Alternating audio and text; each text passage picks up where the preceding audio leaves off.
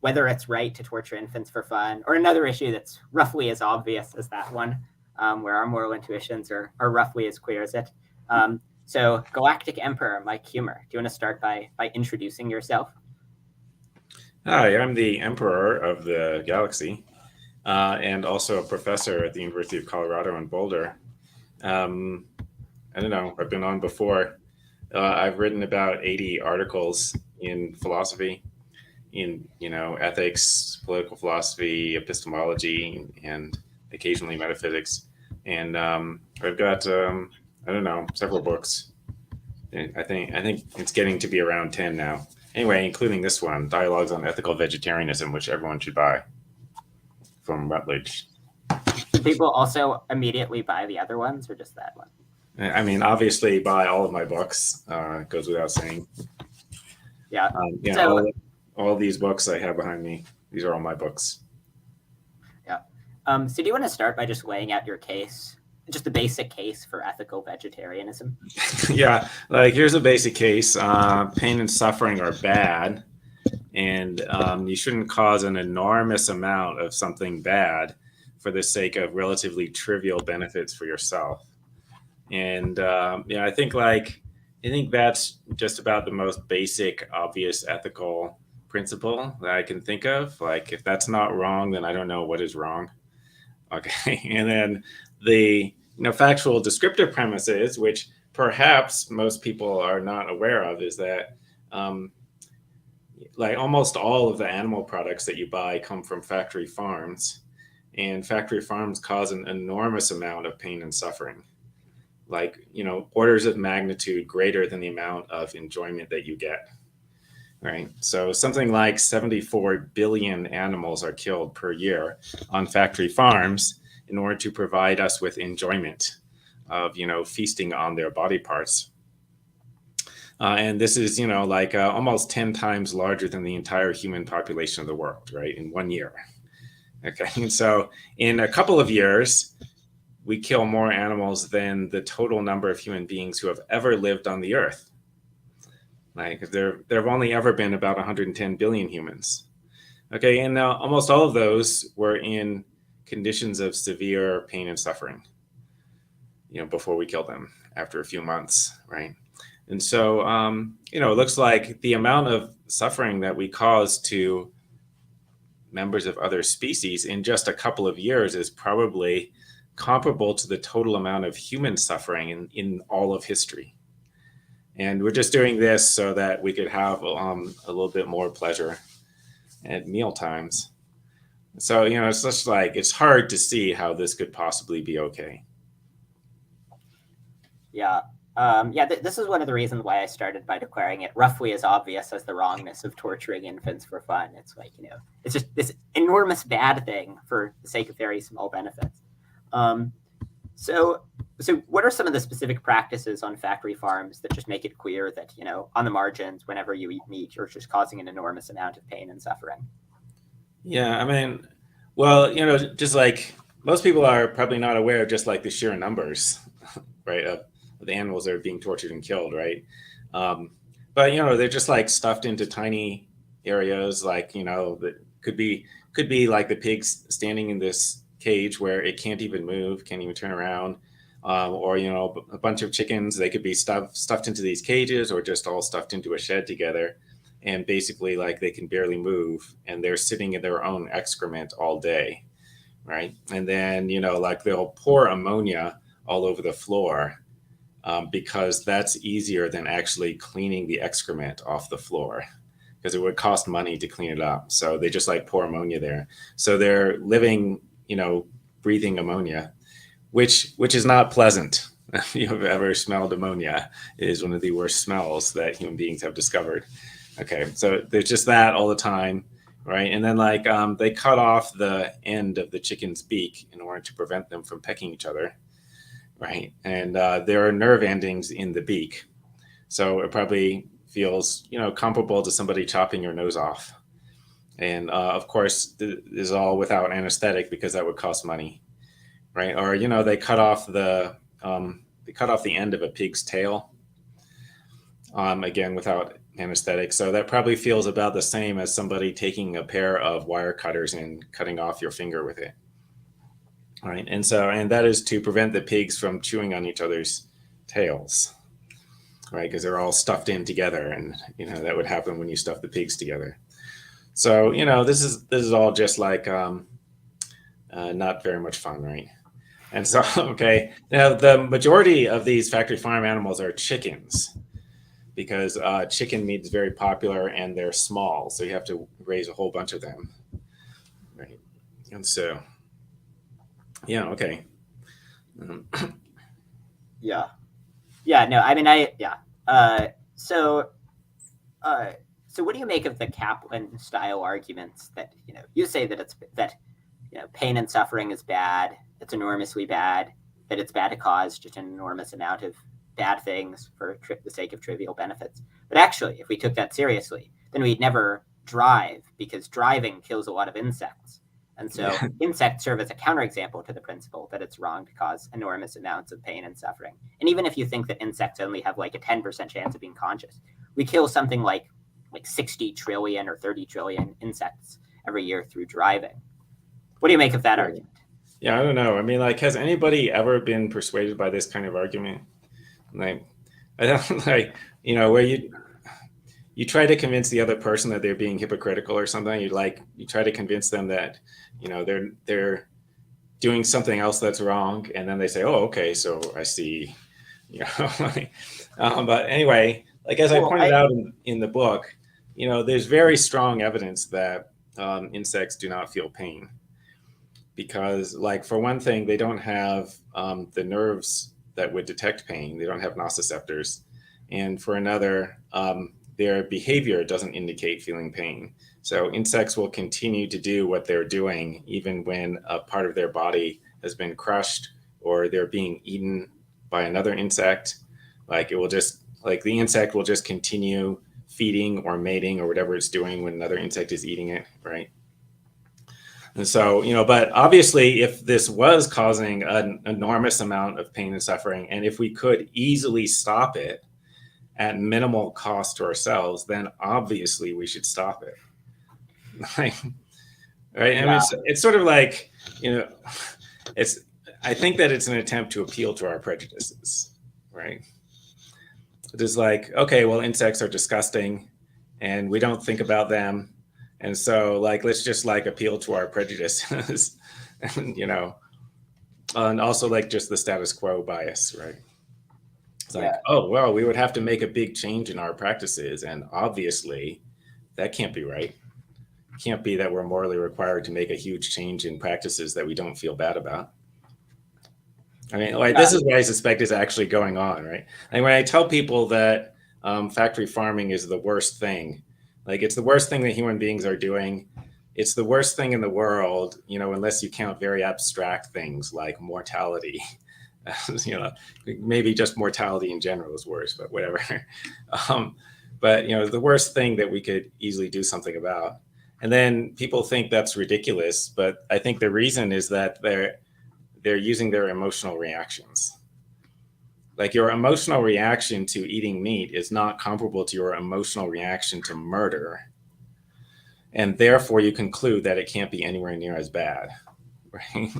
And then you have the reaction that it's ridiculous to say that meat eating is comparable to murder because you don't feel that way.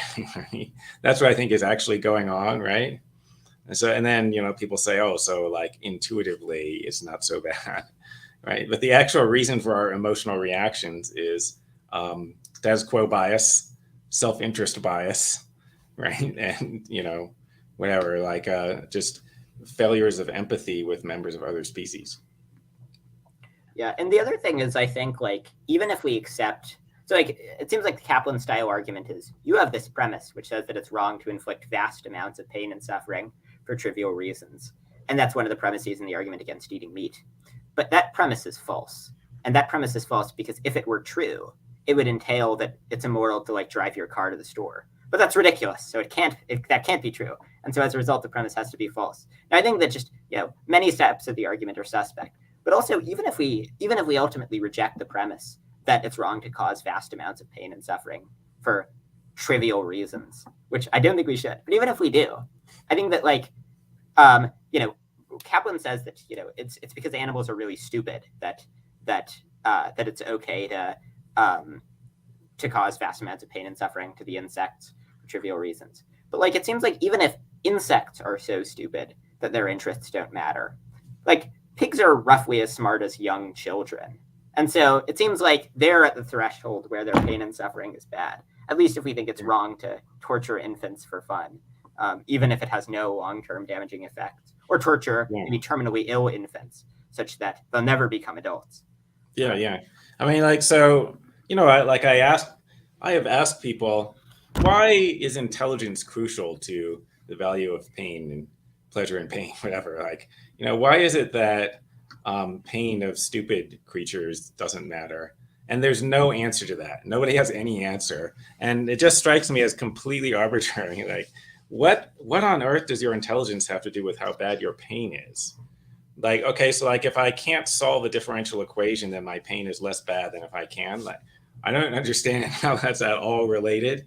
But anyway, but yeah, as you point out, like, well, pigs are vastly smarter than insects. So like, so even if you accept this theory, right, that like intelligence, whatever, acts as a modifier on the value of pain and pleasure and pain, it's still plausible that, you know, it's factory farming is wrong, right? It's like, you know, chickens and pigs and cows are less intelligent than humans, but vastly smarter than insects. And like, they're not like, you know, we're not like a billion times smarter than the pigs, right? And so like, you know, it's just like very convenient that, you know, the disvalue of pain just goes like, it just completely flatline until you get just about to the IQ of humans, and then it shoots up by like a factor of 1,000,000. And then, so that now we don't have to change any of our practices. It's just very convenient that that's the way that the ethical function works, right?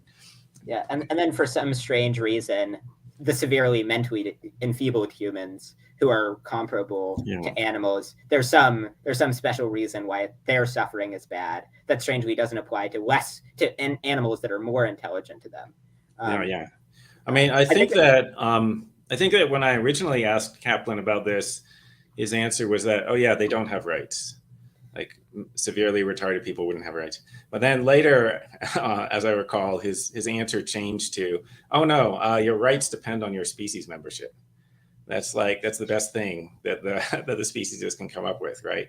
So like, it's not actually your intelligence that determines how bad your pain is. It's the intelligence of your species, right? Yeah. So, okay, so I don't know, like, does this mean that, so there's this, you know, severely retarded person and their pain is really bad, but like if all of the other people in the world died, then suddenly their pain wouldn't be bad, because then the intelligence of the species would just be their intelligence, right? Is that true? Right. And I don't know, I don't see how the intelligence of other beings besides you, like that's even less obvious how that would affect the badness of your pain than your own intelligence. Yeah. I think that I remember in your dialogue with Kaplan, you made this chart, and Kaplan just agreed with the chart. In the chart, it was like bug, cow, then just giant leap, and then like very stupid human, then slight increase, Einstein, slight increase, like smartest being logically possible. It's like, what? Yeah. That's not how anything should work. Yeah. You know, you meet God and he's got an IQ of infinity or whatever. And, you know, God is like, hey, maybe I can torture you because I'm smarter than you. And you're like, no. You know, it's like the disvalue of pain has maxed out when it reached the level of me and the people that I feel emotionally attached to, or whatever, the other creatures that I am able to empathize with. But members of other species, just, you know, almost no value. Like, wow, they're just like, there's absolutely no theoretical explanation for why it would be that way, right? Yeah. But I can think of why it would be convenient for us to say that. So like, I can think of that explanation. Yeah, I had an article, a dialogue with aliens where aliens come to Earth and they're deciding whether or not to eat the meat eaters, And so, the meat eaters are like, no, we're above the threshold. And then aliens are like, but don't you see there's a second threshold? So it goes like, mentally disabled people, giant leap, Einstein. And then there's another giant leap. And we have introspective access to the second threshold. And so this means it's okay to eat us. And their support for that is just as strong as our support for the idea that, because otherwise, you get this weird result that it's wrong to eat humans and that we should care about insects a little bit, maybe if they're conscious and we're causing them torturous suffering. Yeah. But you could imagine these smart aliens, giving the Kaplan argument, saying like, well, obviously you shouldn't care about insects, so it's fine to eat people. Yeah. It seems good. And that might be about equally plausible to them. It's like, right. It's like, like, I think I know why people have the reactions that they do. And so it's plausible that the aliens would have, similar reactions, but for their species, that they would feel like their species was special. Right. And if they were much smarter than us, it's plausible that they would grab on to their intelligence as being why they were superior and their interests mattered more. Or if there was some other big difference, just whatever, they would just grab onto whatever the big difference was between them and us. And they would say, so that's why we matter more than humans. Yeah. So in your book, you just make basically one argument against eating meat, which is it causes an enormous amount of a very bad thing for a very trivial benefit. And that's wrong. Are there other objections to eating meat that you find persuasive? So do you think that, the Norcross style arguments that analogize it to torturing puppies to make chocolate taste better are successful, or marginal cases style arguments or any other arguments like that? Yeah, I mean, I think of these as, just support for the main argument. So, my colleague Alistair Norcross gives the example where they're torturing puppies, and that somehow the suffering of the puppies enables them to produce some chemical called cocamone that makes chocolate more tasty. And so they put this in the chocolate and it's delicious. And so, okay. And then he counts on you to have the intuition that you shouldn't be torturing the puppies that way. And furthermore, you should be buying the product that was produced in that way. But I mean, I take that as just like an illustration of the point, because why is it wrong to do that? Because it was causing a lot more pain than the amount of pleasure that you're getting out of it, right? So it's just an illustration of the central intuition. And then the arguments from marginal cases are to respond to things that meat eaters say. Like they say, oh, no, it's okay to torture other species because they're stupid. And then you go, okay, well, what if you find a stupid human? Infants are kind of stupid, right? They're really dumb. Okay. So can we just stab them and then cut them up into pieces and eat them because, for fun, because they're stupid. Right? And then they go, oh no, because they're going to become smart later. Right? Then you go, okay, well, but what if it's a severely mentally disabled infant, and so it's never going to become smart? And they're or terminally ill infant. Yeah, that's true. What if they're terminally ill, or they have a genetic mutation, so they're going to age really fast? And so, anyway, yeah, okay. I mean, when you started saying, are there other arguments? I thought you meant there are other harms of eating meat. So it could be bad for the environment, right? So a significant portion of the greenhouse gases that we're creating are produced by animal agriculture. So it's producing methane, which is also a greenhouse gas and is more potent than CO2, right? Although, CO2 is the main cause of the global warming because there's more of it, right? But we are significantly adding to that. There's also the stuff about okay, well, there are people who are hungry. There are people who are malnourished elsewhere in the world. And that is, partly to do with the price of food. And the price of food is driven up by having this inefficient way of making food, right? Where because, when you make animals for food, you have to feed them vegetables. You have to feed them food, and then you get less food from them. Right. Okay. So then, we wind up destroying sort of more land, converting more land to agriculture in order to have meat, and then driving up the price. Right. And so then, there's less food for people, in addition to the environmental harms. right? Another thing people talk about is health harms, right? So the typical diet of most Americans is contributing to heart disease and cancer. So like there's pretty good evidence that your heart disease and cancer risk go down if you convert to a plant-based diet. Yeah, yeah. I think that all of those are right. Uh, so I've noticed like it seems like just very few vegans will like just make the like just very obvious argument that you make. Like it seems like they'll often like appeal to more controversial things. Like they'll talk about rights, or they'll just sort of make the argument for marginal cases. So they'll be like, it would be wrong to kill humans, but there doesn't seem to be any morally salient difference between humans and animals that justifies the difference in treatment. Not as a response, but just like but just as like a justification for why it's wrong to kill animals. Why do you think it is that just like that just the most obvious argument that it's wrong to cause tons of bad things for trivial benefits is like just made so infrequently? Well, yeah, why do people not say it just like that? I mean, it may be that they're assuming that everybody knows. It's like, right? It's so obvious, right? I mean, I think some people may actually not know the kind of suffering that's being caused on the farms, right? Now, if they don't know, it may also be because they don't want to know, right? It may be that they heard something about it and they refused to look into it because they didn't want to find out because they're immoral. They didn't want to have to feel bad because they knew that they were going to continue doing the thing regardless of how much pain it was going to cause. So.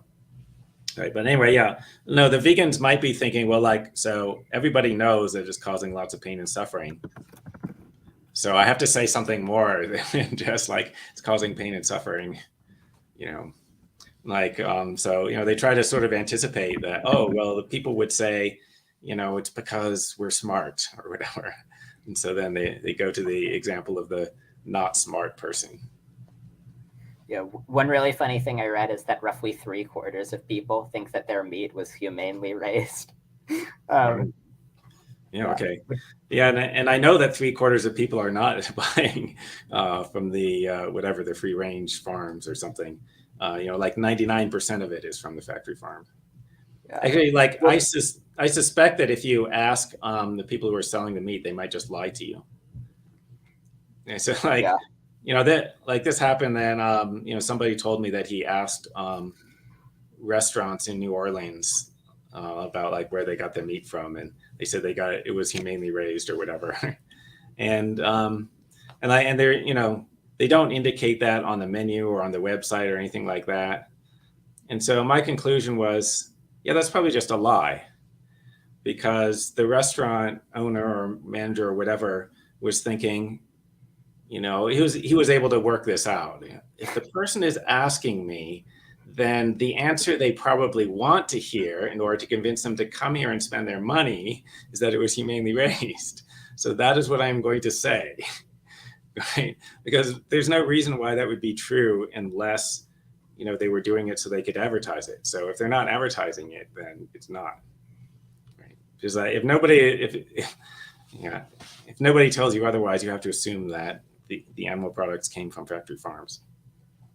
Yeah. This is, I think, actually one of the worries about like people who like, people who are so-called conscious omnivores who like try to eat only humanely raised meat. If you actually just look at what they eat, like they eat a huge amount of factory farmed meat, much of it by accident, because it's very difficult to navigate the complex world of like meat to figure out which of it is humanely raised, especially when lots of people have an incentive to tell you that their meat was very humanely raised. I mean, one thing is, I think companies, whatever food companies, will put labels like free range or cage free or whatever, but I don't think that they're actually regulated. So I think that the industry just gets to decide what those things mean. And so whatever, they'll put free range, and what that means is, we've decided that what that means is, the chickens are stuffed into a shed all day, but there's a small door and there's like, a small yard outside, which in principle they could go out or whatever, right? But this doesn't prevent them from doing stuff like cutting off the chicken's beak without anesthetic, right? And like whatever other cruel practices, right? It just means that there's some small amount of outdoor access. Okay, so there are animal welfare organizations that will certify something as humanely raised. Right, so like the most common thing is there's a certified humane label that you can sometimes find on products. So like I see them in Whole Foods, and so probably your local Whole Foods market, if you go there's some products that say certified humane, and then they will actually not be allowed to put that label on there unless the animal welfare organization agreed with it. Yeah. So who is the most persuasive critic of your dialogues on ethical vegetarianism? I don't think there are any persuasive critics. I mean, so that's hard to answer. Who's the least unpersuasive critic? Yeah, I mean, well, I'm not not many people have responded to that specifically, right? So like Walter Block wrote some responses to me, but they're extremely unpersuasive. They're in the journal Studia Humana, but I do find it entertaining. So maybe fun to read those, the exchange between us.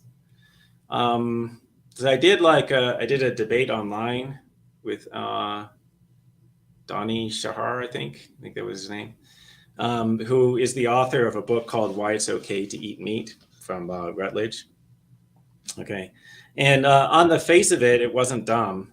Like on the face of it, it seemed like it could be persuasive, but I think his argument is just objectively wrong. So he makes the the causal inefficacy argument, as they call it, that your own individual decisions don't make any difference to the industry because the industry is so large or whatever.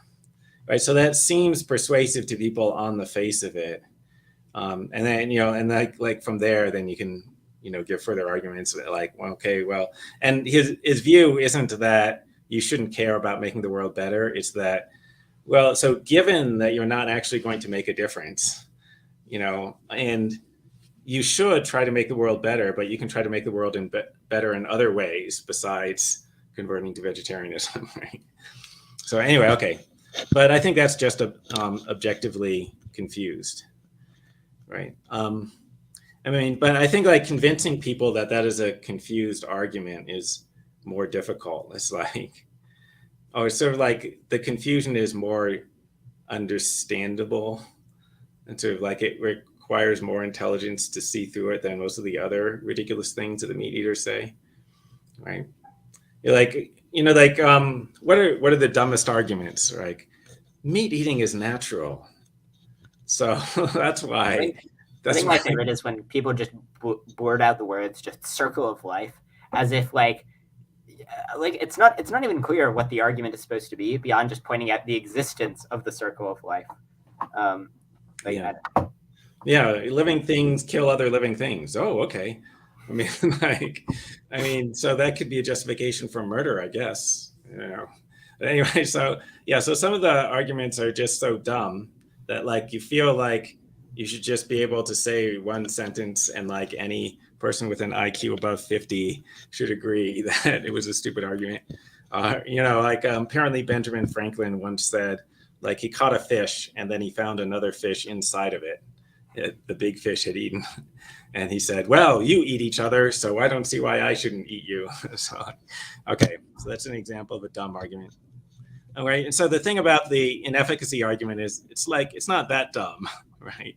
It's like you could see somebody being confused about that. And you could see why somebody would think that your individual decisions don't have any effect. Okay, but in fact, no, it's confused because it's a conceptual truth that the expected impact of your actions is equal to the average impact of people's actions, unless you're special, right? That is, unless you have some information about yourself that differentiates you from other people that suggests that you're either more or less likely to make an effect, okay? So just as, realize that the average impact is the expected impact.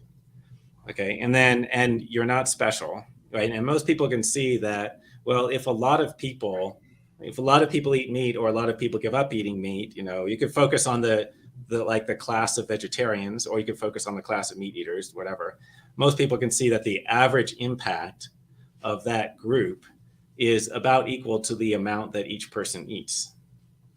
It's like if the average meat consumption is like 2,000 animals per lifetime, which is approximately accurate estimate. Like that's the average meat consumption. Then the average effect of a meat eater is to cause 2,000 animals to be killed. And so that is the expected impact. Like, that you should figure that to be your expected impact, unless there's something special about you, right? Which in general there isn't. Yeah.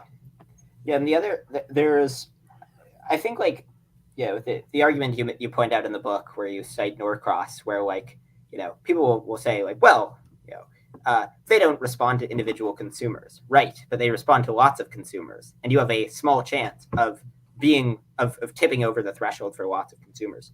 So there was a study that was done in 2018 that actually looked at roughly the number of people that are required to change, or the number of extra meals that when they're consumed result in more animals being slaughtered and bred into existence. They concluded that it's around 900 for chickens. So every time 900 chickens are eaten, they slaughter roughly 900 extra chickens and breed roughly 900 extra chickens into existence. So then every time you eat a chicken, you have roughly a 1 in 900 chance of being the person who tips it over the threshold, and then makes 900 extra chickens be slaughtered. And so the expected effect is just exactly the same as if it was one extra chicken being slaughtered every time. Yeah. You ate it. So that's discussed in Norcross's article, Puppies, Pigs, and People, if people want to look that up. It's worth pointing out, as he does, that the actual number doesn't matter. It doesn't matter if it's 900 or 100 or whatever, or 10,000, right? So maybe the meat industry responds when 10,000 people give up eating meat. Okay, but then, people are giving up, people are becoming vegetarian all the time. So, and you don't know how long it's been since the last time they adjusted their production. So there's a 1 in 10,000 chance that it's been 9,999. And so then when you give up eating meat, you're going to tip it over the threshold. Right. And then, people say, so this is why it's easy to see people getting confused. People say, but it's not like there's a specific threshold, right? It's there's probably not a specific number such that they reliably always respond when that number of people change their habits. So that's true. There are probably different numbers, right? It's probably not exactly 900. Sometimes it's 890, sometimes it's 910 or whatever. So okay, but if you sort of add up all of the possibilities with the probabilities of these different possibilities, you're going to get the same expected outcome, as if it was just they change every time one person changes their habits. Okay, by the way, there's some interest for understanding economics. The amount by which they reduce the meat production is not, it should not be expected to be exactly equal to the amount that you would eat, right? Because, so a bunch of vegetarians give up meat, and so that reduces the demand. But then the industry is going to reduce the supply, but they will also lower their prices. So lower demand results in lower supply. And so some amount of meat eaters will actually increase their amount of meat eating because to take up some of the slack, right? And there are estimates of how much this is. So I think you get so you're reducing by about 70%, right? Because 70 to 80 or 90%, depending upon which specific product it is. Okay.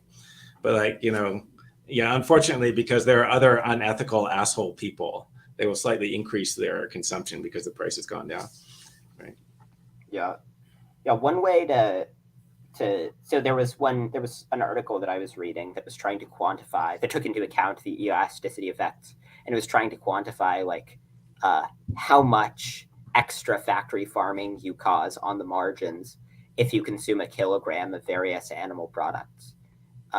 And so it concluded that for chickens, it was like 50 days. And so it's like, well, that's like a few chicken sandwiches for 50 days of just unimaginable, agonizing torture. For a cow, it was like a single day. Well, that's like, I don't know, maybe like 3 steaks. It's like, would you want to be like tortured for 24 hours for 3 steaks? And then Yeah. for So eggs, it was. I assume it's more than 3, right? Because I don't know. So cows are pretty big, right? Right. But be that as it may, yeah, surely the amount of suffering is greater than the amount of pleasure. Well, I'm saying a kilogram. This was per kilogram of meat consumed. Okay, yeah. Yeah. I see. Yeah, kilogram. Yeah, yeah. So that probably is about 3 meals. Yeah. Yeah. Though the only case where I think it's at all ambiguous is with dairy, because with dairy it was only around 2 hours, and so like I don't know, it's not inconceivable for things that have like a small amount of dairy that they would like end up producing more utility than the suffering caused. But it's still like, I mean, I still don't consume dairy just because there's a risk and it's not a huge benefit, and also it still seems bad in expectation. And also, like, I mean, there are lots of reasons to why, like, to why, just putting aside just the direct amount of harm caused, you should still be kind of wary about eating meat. One of the reasons is just there's good psychological evidence that when people eat meat, they start to care about animals less, which is sort of unsurprising. Like, it's really hard to emphasize with the beings that you're currently eating. And then also, there are various moral circle effects. And also, I think that, even though, I'm a pretty steadfast bullet-biting utilitarian, we should have, like, some reasonable credence in deontology and animals having rights. And so then there's some chance that you're just doing something, like, severely wrong when you eat human. Yeah. So, like, I would point out that there are pretty good substitutes for most of these things. So like, the correct comparison isn't the amount of pleasure that I get from this product versus the amount of suffering of the animals. It's the difference in the pleasure that you get from this product compared to the best available substitute, right? And that's generally pretty small, right? And so, there's like there are vegan cheeses that are pretty convincing. Like, they're really almost as good, right? So it's just like this tiny increment in pleasure, right? So. Yeah, and they're especially convincing if you haven't had cheese for a while. Then they start to become indistinguishable from cheese. Yeah. But so okay, so this is, I think, the best criticism of dialogues of the case for ethical vegetarianism that I've heard. So the argument is basically that that factory farming is very bad, eating meat is bad, it causes harm in expectation, but it's the type of thing that's permissible to offset. So the basic idea is something like this. It's permissible to offset a harm if the harm that you cause is part of some sort of complicated, interconnected, indirect process. So if it's permissible to emit extra carbon, even though that causes some harm, and then offset the carbon. And that also describes how the suffering that's caused through eating meat happens. And so as long as you donate to charities that reduce the amount of factory farming by as much as the meat that you eat, then that's permissible. What do you think of that argument? Yeah. Well, I don't know about that. I mean, so like, as practical points, I would say, well, you probably don't know how much the charities that you're donating to are actually improving things. So like, if you look at their literature, they're probably going to vastly over-report their effectiveness, right? So if you are doing this, you probably have to give a lot. Like, you have to give a lot more than the charity would indicate, by looking at their literature, right? But anyway, like, suppose you do that. I'm not really sure. I'm not sure how we're supposed to think about this. Like, imagine somebody who says, so like, I donated some money to charity and like I saved 3 lives this week. So now it's okay for me to murder 2 people, right? Because I'll still be ahead. Well, but in that case, the claim is that it's only permissible if it's part of some complicated, interconnected, indirect process. So if you just shoot someone, But the claim would be like, let's imagine that you participate, that you buy things, and that you like go on a bunch of plane rides, and that causes a few extra. Yeah. But I like, and you can offset the carbon. Yeah, but I mean, it's confusing why the complexity of the chain would matter, right? Like, what if the way I'm killing people is I'm not shooting them? Like, I have this Rube Goldberg device that I set off, and it goes through this really complicated series, and then eventually, it shoots the person, right? But it's really indirect. So now I can kill people that way. I don't know. That doesn't seem to be the relevant thing. So I don't know. I mean, I like, you ask the question like, oh, is it better to cause the harm and then also cause the harm and perform an action that creates a greater benefit? So is that better than doing nothing? It's like, that seems right. It's permissible to do nothing. So, so then you could infer, oh, it's permissible to do the conjunctive action of causing harm and also causing greater benefit. Okay. But if you phrase the question this way, so I have just caused a benefit of 10 units. Is it now permissible for me to cause a harm of 9 units?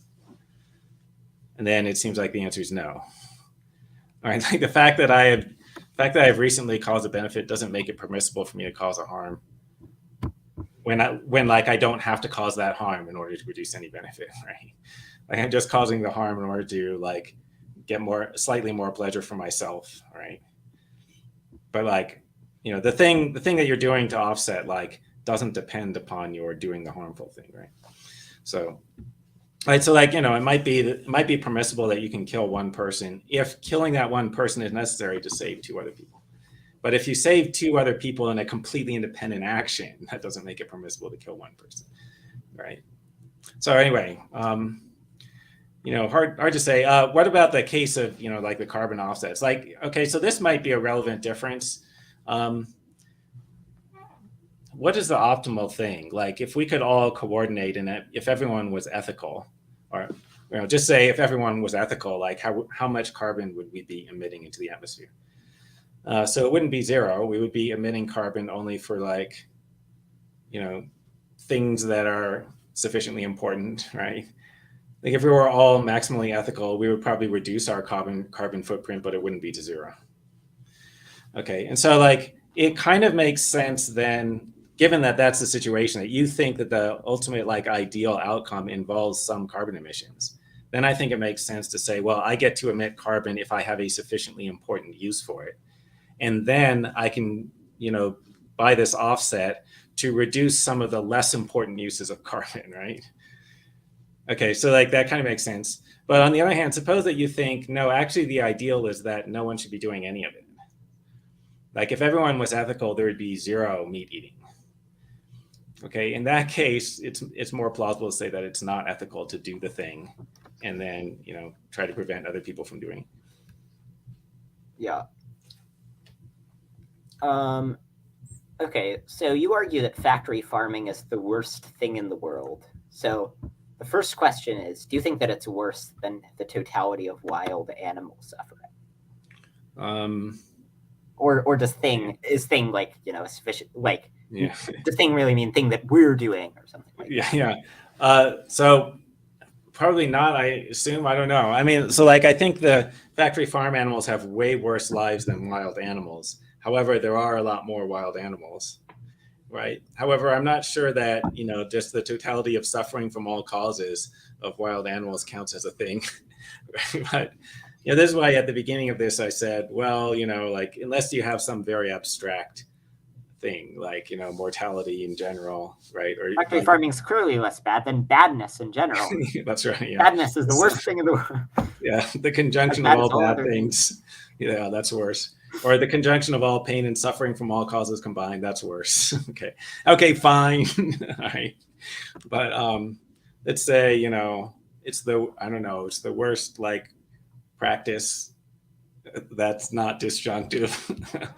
Like the worst institution that we human beings have that's not a disjunctive institution or something.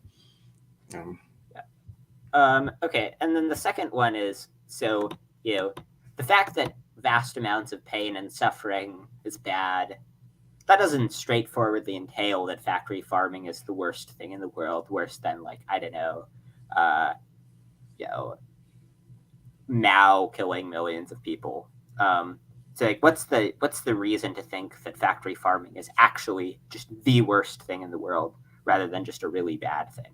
Yeah, well, I mean, I mentioned that, so this is from UN Food and Agriculture Organization estimates that we kill around 74 billion animals for food every year, and around 99% of them or something like that are on factory farms. Okay, so and now you have to sort of look at how long they live. So the average, surprisingly, is around 3 months. Average life of a factory farm animal, 3 months before they're slaughtered. That's because most of them are chickens, and so you only need close to 3 months like they stuff them full of growth hormones or whatever to get them to be big enough as quickly as possible, because it's costing money, to go through this process of letting the chicken grow. So anyway, okay. So, it's around 3 months of suffering multiplied by 74 billion per year. And only 110 billion humans have ever lived on the earth. All right. So that just like the sheer numbers make it plausible that the amount of suffering that we're causing in just a few years is comparable to the total amount of all human suffering in all of human history.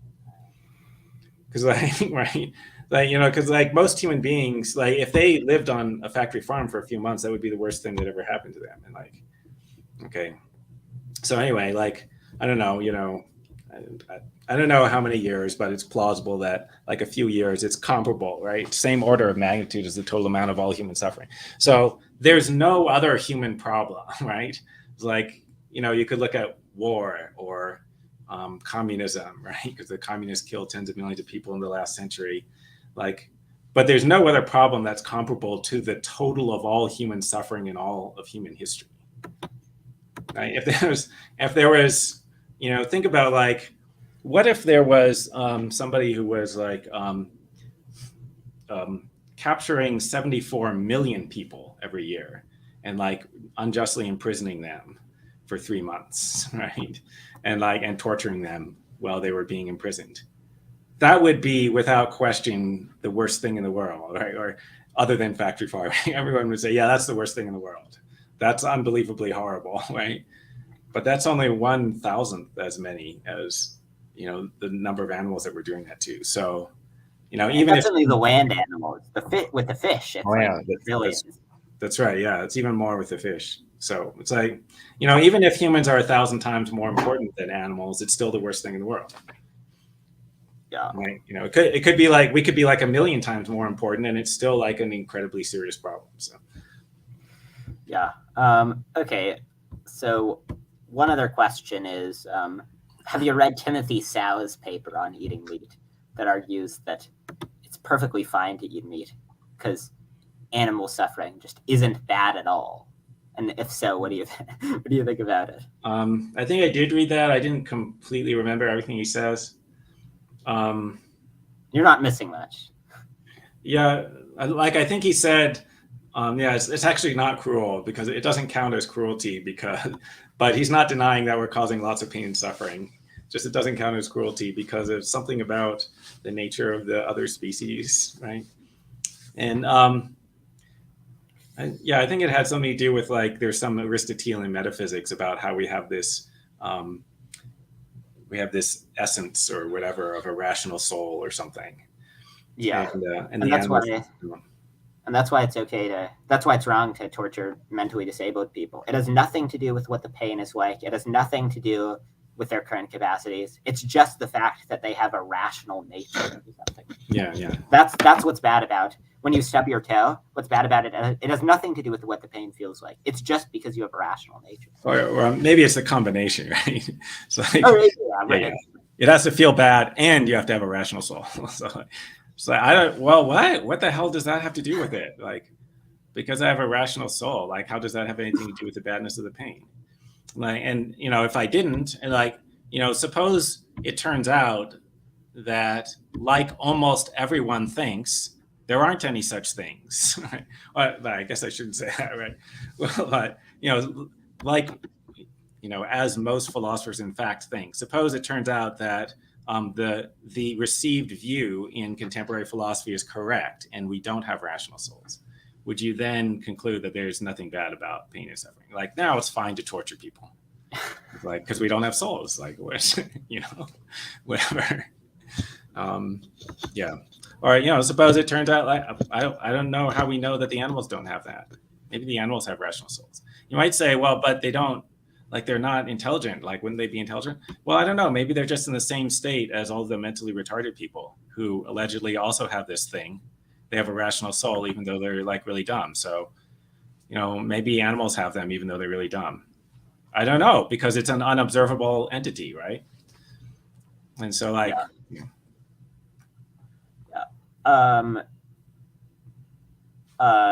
so, are there any other philosophical positions that you're, like, anywhere near as confident about as you are about the case against veganism? Like, and if not, what are, like, of your sort of controversial philosophical opinions, what's the one that you're second most confident about next to this one? I didn't know about that. Yeah, so I think the ethical vegetarianism is the most secure controversial position, right? Like, so, yeah, I think contradictions can't be true, or whatever. I think everything is what it is, but that's not really controversial, right? So, okay, but so among the things that are actually controversial, this is the issue for which there's the largest ratio of how obvious it is to how many people accept it, right? Anyway, like, what's the second most obvious thing? I'm not sure. Like, maybe moral realism. I don't know. Although, I mean, that's sort of mixed, because, like, a lot of people say things that are sort of anti-realist, but I'm not sure they actually believe them. So, and I mean, they don't really seem to act as if they didn't believe in morality. But anyway, do you want to elaborate on that? Yeah, like, okay, so yeah, we've been talking about how it's wrong to torture animals, but, like, let's give one that's not controversial. Like, you shouldn't torture babies for fun. Okay, and to be clear, so that somebody doesn't just, like, start annoyingly trying to change the subject. It's not baby Hitler, and torturing the baby doesn't stop World War III or anything. But you're just torturing babies for fun. That's wrong. Okay, we could agree on that. And, okay. And for the utilitarians, we have to stipulate that you don't, like, get more utility from it. That's right. You're not the utility monster. It's just like, it's just, like, slightly amusing to you, right? There's this is, like, the sort of thing that psychopaths do, right? There's, like, some very chilling stories about the psychopaths. There's, like, a story of this child who drowned his little brother, and they asked him, why did you do that? And he said, I thought it would be funny to see him struggle for his life. Okay, so that is wrong. Okay, now, I think, like, that's among the most obvious thing. But actually, like, a lot of people have philosophical views according to which that's not true. Right? It's like, okay, so there are these, error theorists according to which any moral statement is false, right? Like they think nothing is right or wrong. Okay, so then it's not wrong to just, like, drown your little brother in the pool just for the joy of watching him struggle for his life. Okay, so, like, I think we know that any position that implies that is false, right? But it's, like, surprisingly common for people to think that. Or I guess I should say, like, a more common view, like, okay, philosophers will take the error theory, but more common views are things like subjectivism or relativism. Right. So, like, I think, a good example of something that's very certain that is not that widely accepted is, obviously, truth is absolute. Truth is not relative. Right. And, and also, if you want to make it even more controversial, like, moral truth is not relative. So, like, if you're in another culture where they approve of torturing babies, you still shouldn't torture babies. I think I know that. And I don't really see any serious reasons for doubting that. So, yeah. Okay. So So here's one reply. I mean, the person defending eating meat, just like they don't have very many good options here. But one thing that they could say is they could try to Moorian shift. So they could say, if you're right, then what we're doing to animals is much worse than anything in human history. But of course, that's absurd. Therefore, you can't be right. What do you make of that? I don't know. I mean, what's the most plausible alternative position? So, like, if you think that it's totally unacceptable to say that meat eating is the worst thing that we've ever done, what's the next most plausible position? I guess the next most plausible position is that it's the second worst thing we've ever done, or whatever. Like, just say, okay, it's not the worst thing we've ever done, but it's still wrong. Now, is that like a possible position? Yeah, I mean, like, what if you think that human interests are more important than animal interests? So, like if animal pain is just as bad as human pain, then it's clearly the worst thing, like, the worst human practice. But, if animal pain is only 1/1,000,000th as bad as human pain, then it's still seriously wrong, but it wouldn't be the worst thing. Okay, so like, and like if you have like really strong speciesist intuitions or something, then maybe you would think, yeah, maybe humans are 1,000,000 times more important. Like, I don't know that it would be wrong if it were 1/1,000,000th as bad. So like if we think of, if it's 46 days of factory farming, so that's like 46 over 1,000,000 days. That's probably like, like less than a second. I don't know. I feel like if it's 1,000,000 to 1, that's at the point where maybe it's permissible then. Yeah. Yeah. But if it's, I think 10,000 to 1 is the point at which it starts to become sort of questionable. Yeah. Okay. Yeah. So, maybe the view would be humans are 10,000 times more important than animals or whatever. Okay. But, I mean, the other thing is, like, I wanted to say, as I was suggesting at the beginning, that, I have a bit of an error theory about people's intuitions about meat eating, right? It's like, it's pretty obvious that people's reactions are biased because of the status quo. So it's partly because of their own current practices. So it's partly because of self-interest. People don't want to accept a view that would imply that they're morally obligated to change some practice in a way that's not in their interests, right? They don't want to accept a view that's not in their interests. But also they don't want to believe that they've been acting wrongly for the last however many years they've been alive, that they've been doing something extremely wrong. So they have a strong motive to not believe that. Also, people are biased in favor of the status quo. So the stuff that is accepted in your society, whether or not it's in your interest, people tend to accept. And, the way that this works is generally that all these things have an influence on people's emotional reactions. Right. And it's just very clear that they have that influence. Right. So if you see some horrible practice in another culture, right, something that your culture doesn't do, so like human sacrifice or something like that, you'll like have a reaction of horror at that. Okay. But if you see something that's being done just routinely in your own society, you will not have that reaction, even if it's comparably bad. So, like back in ancient Rome, the people didn't have the reaction of horror at gladiatorial combat that we have. Like they thought it was amusing to see people chopping each other to pieces, for the entertainment of the audience. Okay. So if you lived in that time, you probably wouldn't be horrified by it because the people who lived in that time weren't. Right. So, okay. So like, you should just go through this reasoning and figure out that your emotional reactions are just biased in favor of, the current practices in your society and the stuff that's in your interest. And, and there's this cognitive dissonance effect. Right. So, okay.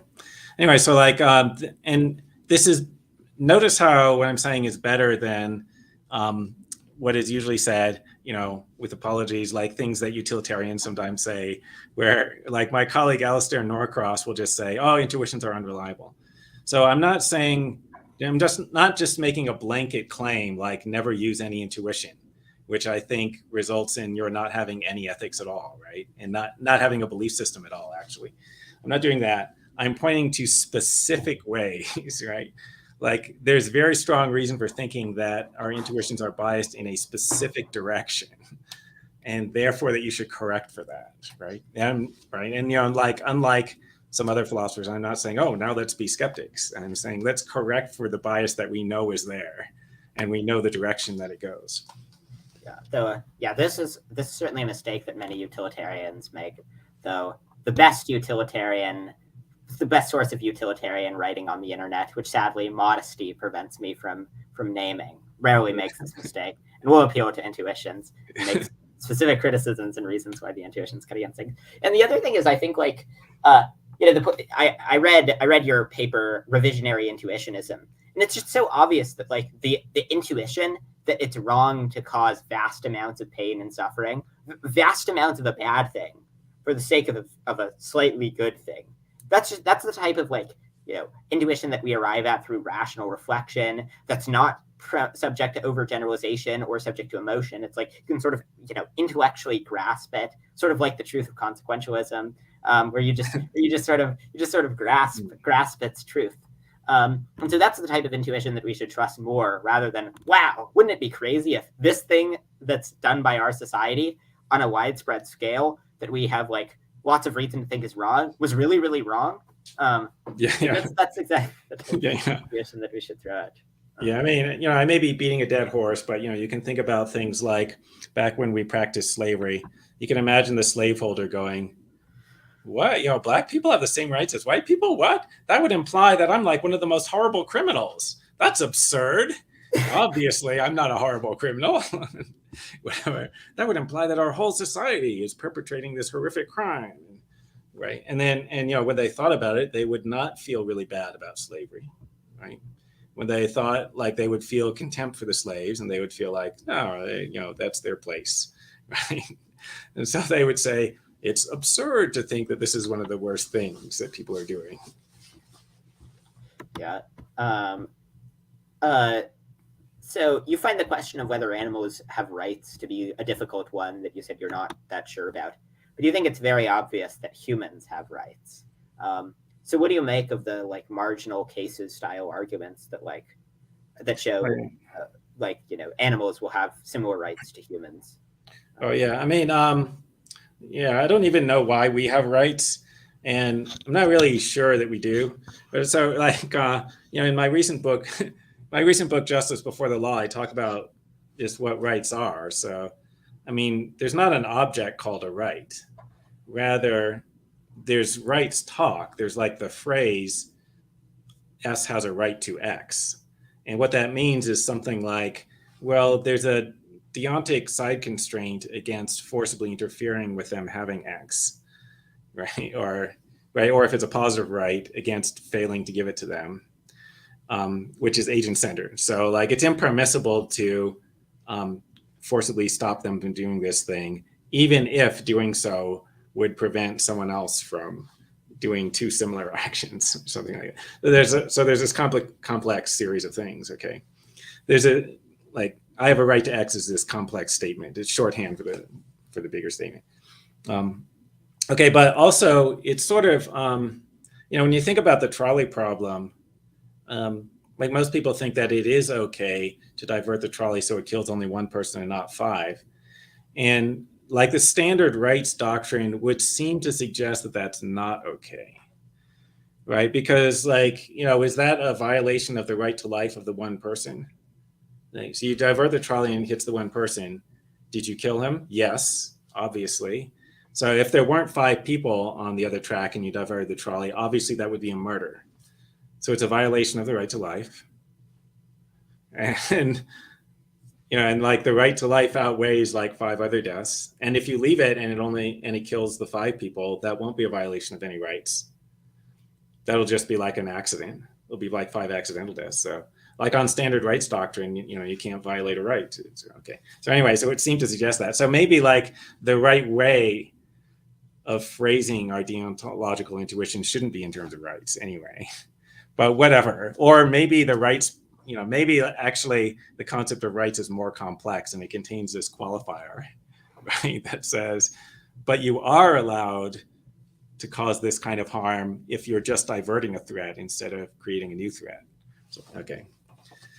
All right. So anyway, so like, that's maybe that's the true understanding of rights. It's like, even more complicated, although that doesn't seem to be like what people normally think it means. So anyway. All right. So do these deontological principles apply to animals? So like, I don't know. Then so if they apply to animals, then I think they apply to, mentally disabled people and babies also. If they don't apply to animals, could they still apply to people? I don't know. Like maybe not. Like I don't find that absurd, right? Because obviously, you have to keep in mind not having rights doesn't mean that anything goes, right? Not having rights means that it's okay to make trade-offs, right? Like not having rights means it's okay to harm you if it produces a greater benefit. And having rights means that we can't do it even then. Okay, so, all right, so can you kill a dog if doing so would enable you to prevent someone from killing two dogs? I guess, I don't know. I guess you can do that. All right, can you kill like an infant if doing so enables you to save two infants? That's not so obvious to me, so. Okay. Yeah, I mean that. It's very obvious to me. The answer is yes, but Yeah. But I don't know if most people's intuitions would diverge substantially between the infant cases and the adult cases. Like I think like it. I mean, maybe I'm just wrong here, but like it doesn't seem like most people would think that whether or not you should push the fat man off the bridge is significantly different from whether you should push the fat infant off the bridge. Yeah. There's an enormous baby, and then there's 5 other babies. And can you push the giant baby? Would people's intuition differ? I assume most people would say you cannot push the fat baby. However, like I think that we would if you make it even younger. So if it's like a fetus, I think maybe people would accept sacrificing it, right? Like sacrificing a fetus to save multiple fetuses. So like I don't know. What if we have these fetuses and like these 6 fetuses and one of them is healthy and 5 of them need organ transplants in order to survive and grow to term. And like, can you kill the one healthy fetus and then distribute its organs to the other 5? Well, I'd imagine that people's intuitions about that would just depend on whether they're pro-life or not. So I'd imagine that most pro-lifers would say that you can't, and most pro-choicers would say, maybe it's good if there are more babies in the world, and it's like bad when a person's baby dies. So as a result, we just have sort of we have just sort of like instrumental reason to kill the fetus. But yeah. Well, I mean, when we phrase the issue in terms of the pro-choice versus pro-life positions, like, well, really, very few people have the most extreme of either position. I think so. Like, I think most people's position will shift at some time during the pregnancy, right? So if you take a sufficiently young fetus, most people will accept it's okay to kill it.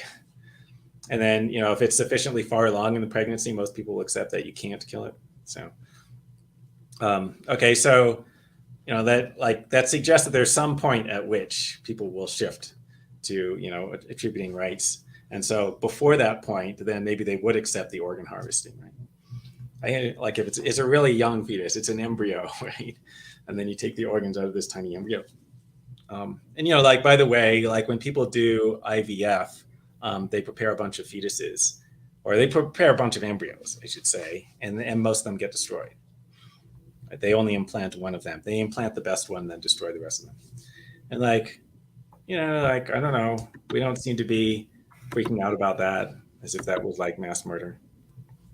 Yeah, I'd imagine that whether or not a person would think that you can, assuming a person is wrong and is not a utilitarian, whether or not they think that you can kill the fetus to harvest its organs and then save 5 fetuses will depend on whether it thinks that fetus is impermissible to kill at that point. So like at any point, if you think that aborting a fetus is wrong, it seems like you'll think that chopping up the fetus to save 5 other fetuses would be wrong.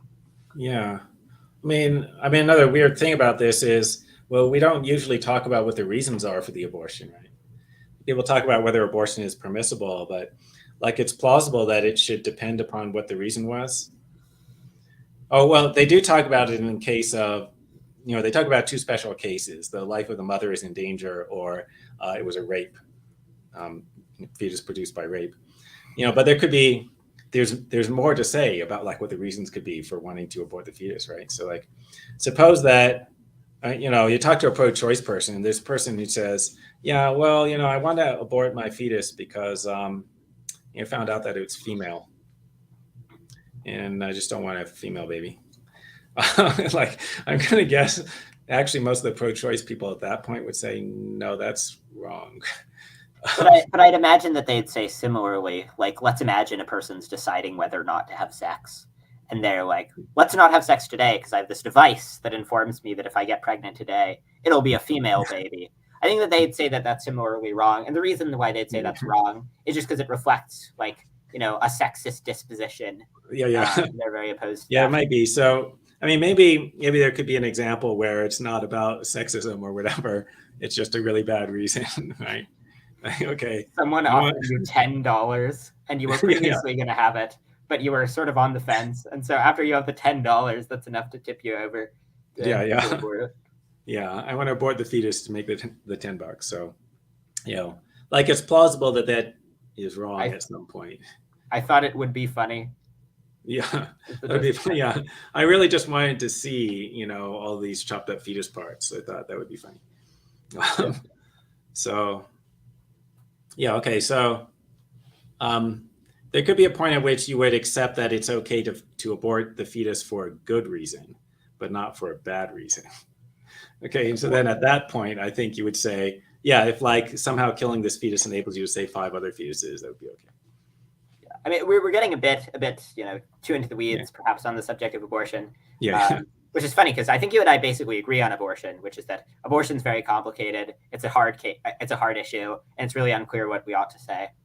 Yeah, we agree by not having a definite position. Yeah. So. I think gun to my head, if I had to decide, I'd be pro-choice, but I'm very undecided.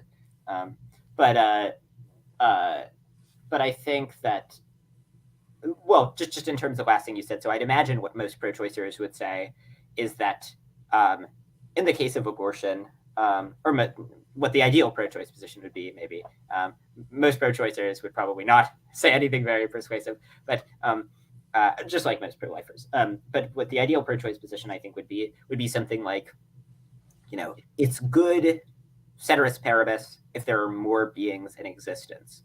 Like, it's just good to make happy people. And so as a result, if you're, aborting a fetus after, before the threshold at which it starts to matter, maybe before it becomes conscious, that's just morally the same as not having a baby at all. Okay. But nonetheless, given that it's good when a fetus exists, or when a baby exists, if the reason why you don't do a good thing is for $10, why you don't do a significantly good thing, or because you think it would be funny to like not do the good thing, then they'd say that would be vicious. So I'd imagine that they would maybe say something similar there. But yeah, I mean, I have to tell you, unfortunately, that I don't think most people will accept the premise that it's good to make more people. So. Well, but they're clearly wrong about that, and they're very persuasive arguments for why. Like, if we just think that well-being is good, and more well-being in the world will be a better thing. Yeah. And then there are also you can various non-identity cases. I think that the arguments, I'm not talking about what the average pro-choicer thinks. I'm talking about what the ideal pro-choicer thinks, who's no doubt a long-termist. So that's right. The ideal pro-choicer, in other words, you with a more firm pro-choice position. Well, but remember, this person's. I guess. No, that's right. I mean, There's a bit of a digression, but I tend to think we actually have very strong reasons for having children. Like, if you can create a life and it's probably going to be a good life, then you have very strong reasons for doing that. Obviously not if it's going to be a bad life. Anyway, But like most people listening to the podcast, if they had kids, the kids would have good lives. So. But the kids would also eat meat. So do you think that Yeah, that's true. That's a good point. Like, I mean, you have to try to raise them vegan, but there's a plausible case that most human lives have negative value just because of the externalities. They have positive value in themselves, but they create enough harm to others to outweigh that. Yeah, that's probably true. But then there are also weird things about the impact on wild animal suffering, where that's probably positive. And so that maybe counterbalances it. But then there are questions about the impact on existential risk. I don't know. It opens this whole can of worms. So one person asked, one thing that comes to mind, however, is what Huemer makes of defenses of ethical vegetarianism that appear to be coming from specific normative theories, like Singer's utilitarianism or Reagan's deontology. Maybe I'm mistaken, but my impression is that Huemer likes to defend ethical vegetarianism from a more neutral position when it comes to normative theory. So if that's the case, maybe he can explain why he approaches it that way. Because I like to be right. that's the basic reason. No, okay, so I mean, first, I'm not sure that Singer would agree with that characterization. Because I mean, I think you could describe my argument as being utilitarian because I'm appealing to the badness of pain and suffering, which utilitarians appeal to, right? But also, every ethical theory accepts the badness of pain and suffering, right? Or every minimally plausible ethical theory, right? Okay, so if there's something, if there's a thing that's wrong according to pretty much every theory, then you can be pretty sure that it's wrong. If there's a thing that's wrong according to one controversial theory, then maybe it's wrong, maybe not, right? Okay, so the strongest argument is one that would be accepted by multiple different theories, right? And so, yeah, and I think just about any ethical theory is going to accept that you shouldn't cause enormous amounts of badness for the sake of trivial benefits for yourself. And right, regardless of whether you're deontological or consequentialist or whatever. So that's just the strongest argument. Right. Okay. So, and I'm not saying Reagan is wrong. How is his name pronounced? Reagan or Regan? I'm not saying he's wrong. I don't know if he's wrong. I don't know if animals have rights or not. And I don't find any of the arguments on that just compelling. They're not ridiculous, but they're not compelling either. So. Yeah. Okay. So one person asked, maybe this is a bit too much of a digression, but one person was just dying to hear your thoughts about the argument from psychophysical harmony, because they want you to become a theist. So the argument from psychophysical harmony is basically just that if we look at the laws, that govern the relationship between the mental and the physical, they seem very harmonious. So we could imagine psychophysical laws. We could imagine that just being zombies, or we could imagine a world where we were zombies but had our mental states fire in random ways, of just all the possible correlations between the mental and the physical. The vast majority of them don't result in this sort of world where we're able to implement our will and where we're able to have this complete picture of the world and grasp things in a complex ways. And so it's the psychophysical laws are finely tuned, the same way that the fine-tuning argument says that the regular physical laws are finely tuned. And that can't be explained with the multiverse because, for obvious reasons. Oh, okay. Yeah. So even if there's a multiverse, there would still be universes in which there are people who are conscious, but their consciousness is out of sync with their functional properties. And I mean, look, I'm not sure what the metaphysical assumptions of this argument are. I think it might be assuming that our mental states don't, in fact, control our behavior. Because I think they do. Right? So, if you're an epiphenomenalist, then, you have a serious question. Okay, so maybe about your own mental states directly, but how do you know that other people's mental states are correlated with their physical state, right? Or that they even have mental states at all, right? If you're an epiphenomenalist, then it's just a weird coincidence, okay? But if the mental states are actually controlling our behavior, then I don't see that there's any weird coincidence, right? Okay, so we would evolve to have adaptive mental states, right? Like we would evolve to have the mental states that are going to control our behavior in the way that promotes our goals or whatever. Like, I'm not sure if I'm understanding what the issue is. Yeah. So the idea is like, we could all imagine philosophical zombies, right? Those of us who are not conceptually impoverished, like the type A physicalists. Yeah. So the idea is basically, if the psychophysical laws were such that we were we were zombies essentially, but right now, I have the thought that I want my arm to go up, and my arm goes up. But we could just imagine, so right now, physical state, which is some brain state, causes physical state A causes mental state B, which is the thought that I'd like my arm to go up, and then that causes physical state C, which results in my arm going up. Okay, but you can imagine mental state B being any mental state, and as long as it results in in the third physical state, then it would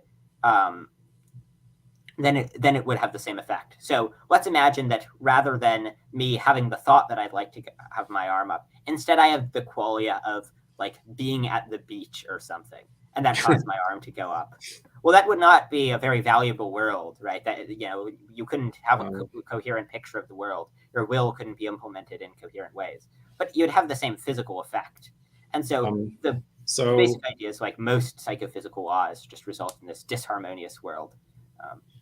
I mean, I think that only makes sense if you're just taking one isolated example, right? Like if there's just one occurrence of the arm going up, okay, but if your mental states are connected to each other, if you have the experience of being at the beach, like that doesn't have the right connections to other mental states, right? Like so, I decide that okay, I want to get some orange juice, and then if that is going to interact in certain ways with my other beliefs and desires, and the experience of being at the beach will not interact in the same way, and so it will not produce the right behavior across a wide range of circumstances. So you see what I mean, right? Like, so if I find out that actually there's no orange juice in the refrigerator, but if my experience was just like, I think I'm at the beach, then why would finding out there's no orange juice in the refrigerator make any difference to my behavior? And so there's definitely more to be said on this. I'll be happy to send you the paper, but I don't want to like spend this, there's so much to say on the argument from psychophysical harmony.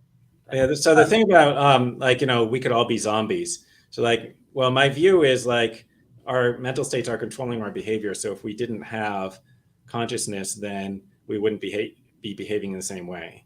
So this is a good thing to raise for physicalists who think that all behavior is explained by physical states. It's good to ask them, why do you think there are any mental states? Or isn't it weird that there are mental states, given that the physical states could explain everything? But I don't think that they can, right? So basically, I think without the consciousness, we would just be sitting here. Right. Well, so the idea would be that that even if you think that consciousness produces some interaction, what happens is there's some mental state that you have, and then that produces some physical state, and then the physical state is what does the work, causing the action. But of course, you could imagine different mental states. Now, what you said is but the mental states cause other mental states. But for all of those mental states, we could imagine basically, just a zombie that has any combination of mental states. So a zombie version of you that, has no mental states, or a zombie version of you that just has the mental state of just being at the beach all the time. Maybe that would be a more valuable world, but and then that zombie version of you would have more would be physically identical. So, and that's a simpler psychophysical law where it's just produces zombie you plus random mental state. That's just all that there is. And so that's more intrinsically probable would be the argument. Right. But I'm saying that creature wouldn't behave like a normal person, right? If he has different mental states. So, I mean, And you might say, oh, but like anything can cause anything. So like, you know, seeing the beach can cause you to drink a glass of orange juice or whatever. Like, but I don't really think that's true. I think there's a sort of like internal logic of mental states. So, like think about, you know, if you believe P and you believe if P then Q, and you consider whether Q is true, and you consider that while keeping in mind the first two beliefs, like that would tend to cause you to infer Q, right? And then in this argument, it sounds like somebody would say, well, like it makes just as much sense that if you're afraid of flying and you have the sensation of red, you would infer Q. But no, no, that doesn't make just as much sense. That's not like equally probable. Well, but in that case, it's causing other mental states. But the mental states aren't what matter to behavior. Like Well, the claim is that any mental state could cause various physical states. So it could be the case that instead of having various thoughts that cause you to move your arm up, you just have just a random qualia, and then it causes your arm to move up. yeah. But yeah, there's certainly more to be said. But we can no need to spend too much time on psychophysical harmony.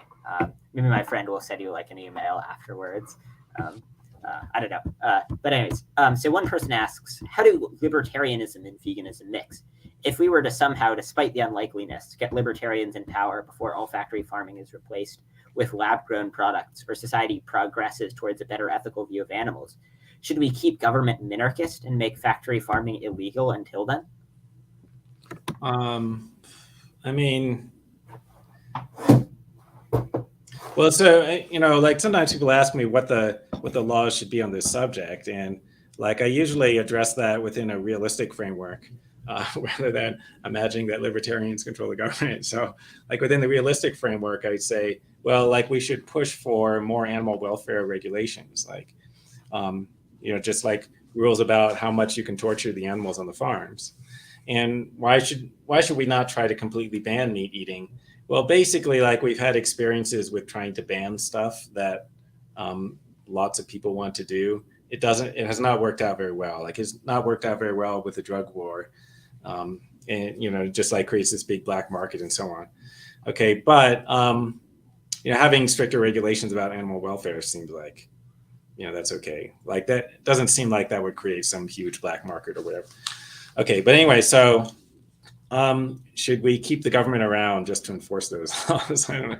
If we were on the verge of anarchy, but we still had to enforce these laws, should we do that? I don't know. I mean, like it seems like the amount of harm that it's averting might be enough to justify, right? Like if that's the only thing the government is doing, then yeah, it would be great. Okay, but of course, in the real world, what happens is that the government supports the meat industry, like because whatever, they don't give a shit. They don't care about ethics. So they just like support the special interest groups that are paying the money, which includes animal agriculture. So, Yeah. So the second question that this person asks, this person at 3, is, how does your view of non-veganism affect your casual social interactions? Sometimes I feel bizarre when, for example, I laugh at a joke where animal products are involved, or sit at the dinner table while people around me eat animal products. I know I'm not causing animal suffering by doing these things, and not doing these things is hard, but I wonder what people in the future will think. In case you don't understand, imagine everyone around you like to torture animals in their backyard for fun. You're supposed to treat them like normal. Feels like something you'd read in a dystopian novel. yeah. I mean, I often kind of wonder how you should feel about other people who are extremely immoral, right? It's like, I mean, if it was just a few people, then you could ostracize them. But if it's like 97% of the population, which I think is roughly around what it is extremely immoral, and they're doing the immoral thing every day, right? And then how should you react to that? So you can't exactly ostracize them. But yeah, I would say like it does affect how I feel about other people. Like I recognize that most other people are highly immoral, so like I do feel kind of negative about that. I definitely feel better about the vegans. And, I just think that like the majority of people, like they have so little moral motivation. It's just like shocking. It's kind of horrifying, and they'll just like whatever, they'll make up any rationalization, but it's clear that they're just rationalizing. Like they actually just don't give a shit about whether their actions are right or wrong. It's like, and like, okay, if you don't like this example of meat eating, there's plenty of evidence that the majority of people are amoral, right? Like the fact that you can get an average person, you can get about 2/3 of people to electrocute a person, just like apparently murdering a person because a guy in a white lab coat told them to do that, right? This is referring to the infamous Milgram experiment, right? Which, if anyone doesn't know this experiment, they should look it up. But it's famous enough that you probably already know it. So like, yeah, like if you're willing to murder a person because a guy in a white lab coat told you to do it, like that's pretty amoral, right? And it wasn't because they hate people and they like wanted to commit a murder. It was because just like, oh well, there's this guy telling me to do it, and like it would be really socially uncomfortable, right? Yeah. And like yeah, but part of the thing about meat eating, the reason why people are doing it is, I think it's not actually because it's so hard to stop. It's actually because it's socially accepted. That's the reason why most people are doing it, because they just will not stand up to other people, and they just do not want to be out of step with what other people are doing. Yeah, I think that there's just a huge amount of evidence. I mean, one other thing is like, you can save a person's life for like $5,000, and the number of people who do that is like well below 1% of the population. Like even if you're not convinced by like the drowning child argument, it seems obviously good to save a life for a few $1,000s, less than the cost of a cheap car, and like no one does it. It's like, you could argue about whether this is morally obligatory, but it's clearly good. It's like, right, like it clearly, if you could save somebody's life, like a good person would do it. So it seems like, but if you actually saw the drowning child in front of you, you would save him. So it's weird, right? It's like people are inconsistent. In some cases, they would do the good thing, and then in cases that are apparently just like not different in any relevant way, they will not do it, right? And, well, it's partly because just their emotions, right? Okay, and then like what's happening with animals is just that people have a way less empathy. Right? There's also what's happening with with charity, to help people in the developing world. Well, you don't empathize with the people in the developing world very much because you never see them, and they're not from your society. So they're like very different from you. So like you have diminished empathy, and so then you just don't have the normal moral reactions. And that's the same as if there's someone from a different species who looks very different from you, and then you have less capacity to empathize with them, and so then your normal moral reactions don't get triggered. Yeah. Okay. So then the third question that this person asks is, would you ever do a conversation with the streamer Destiny? I find him interesting, especially compared to other political streamers I've seen, especially in his discussion with Brian Kaplan. He also has a large following, so it would be good for exposing your work. He's an ex-libertarian, and he seems confused about the social contract. I like that follows like 2 sentences after talking about how he's more sophisticated than the other political streamers. Yeah. But yeah, this is all consistent, right? Yeah, so it would be cool to hear you guys debate that. I tried setting up a debate through Modern Day Debate Channel, but it failed. You might have better luck contacting him personally. Oh, okay. I mean, I have no idea who this is, so I don't watch a lot of debate videos or stuff, whatever. I'm not watching the things that the kids are watching these days, because whatever. I have stuff to do. But so I'm not, in fact, going to go out of my way to try to organize a debate. But if somebody else does it, I'll probably accept. So that's how it goes. But Right. I have a lot of people asking me to do stuff. So and I do most things, but I'm not going to go out looking for stuff to do. Okay. So one deranged illusionist in the chat asks, can you ask Michael what do you think? The deranged illusionist is a joke. This person's a friend of mine. Can you ask Michael what he thinks about illusionism? As a substance dualist, he's probably not sympathetic to it at all. But it would be interesting to hear some thoughts. Okay, so what do you mean by illusionism? Like that, like type A physicalists who think like consciousness is an illusion of some sort. Yeah, I mean, my initial reaction is that sounds incoherent.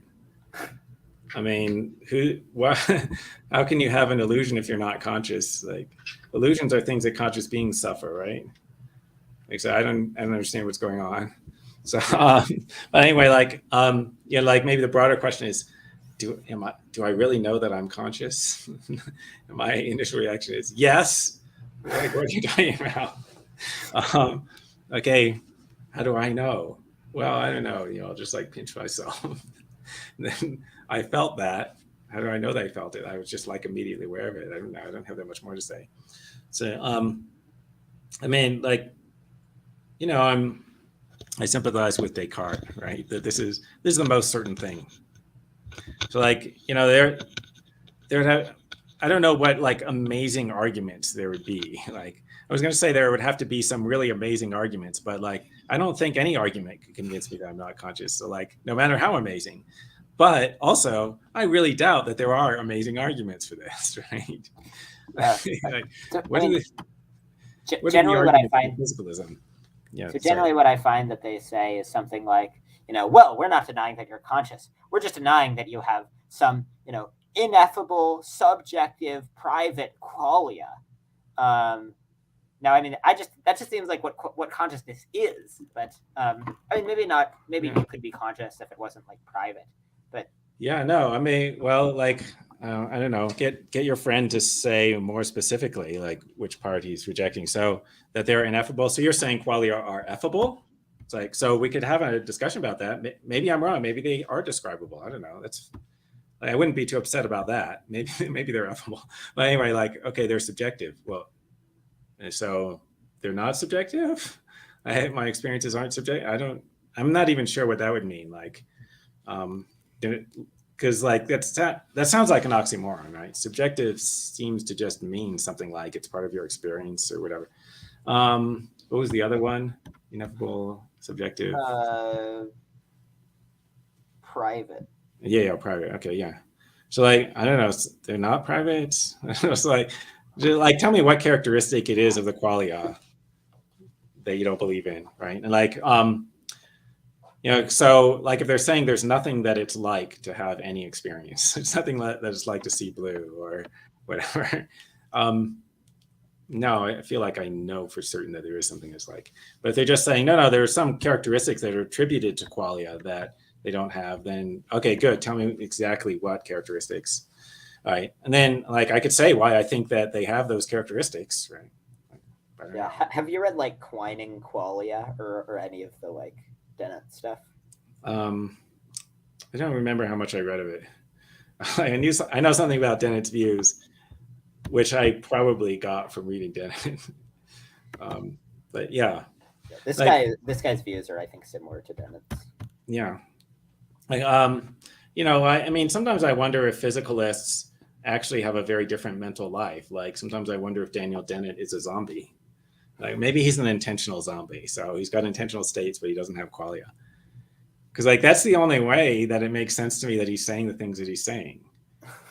So like, if I actually did not know what it was like to see blue or something, and then I read or any other color, if I had never had any color sensations, and I read Jackson's article talking about Mary not knowing what it's like to see blue, then I might react like Dennett, and be like, oh, well, you're obviously confused.